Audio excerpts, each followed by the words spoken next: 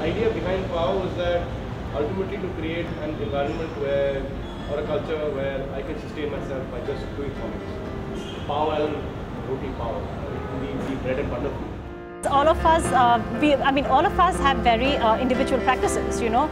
Some of us, we don't just do our own work in the sense of we don't just produce our own books, we also have our own professions, you know, which may or may not be directly connected to comics.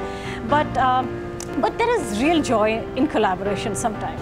We were all secretly wanting to do this because the problem is that in India, contemporary Indian art scene is full of like individual geniuses.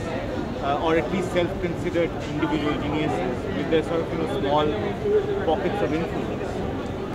And when you are not challenged, you stop. The process of evolution stops. You start devolving. So you become like powerful within your own.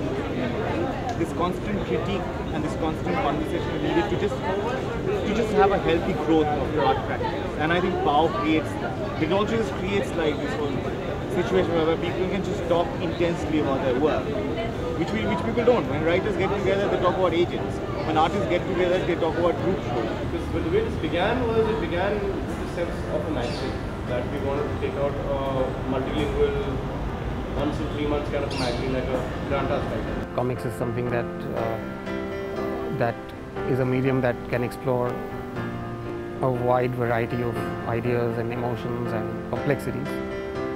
Well, I mean, there are already 7 graphic novels out, and there will be another 3 or 4 this year. So I think that's pretty much established now that the comics that we do are not necessarily for kids. Considering India has a wide and a huge readership, it's not very easy to convince everyone. But the idea of a graphic novel has now somehow seeped in. So it's slowly getting there, where people take this as a different literary form. Been a really rich experience, like interacting with not just the 5 people that we are in the collective, but also because it's not the same thing as working on your individual comic, because you take a call, or you're in touch with your publisher and so on. But with a collaboration, you have to work on consensus, and so that's great fun too. It gets you out of your little corner, and you really have. And working with real people is good.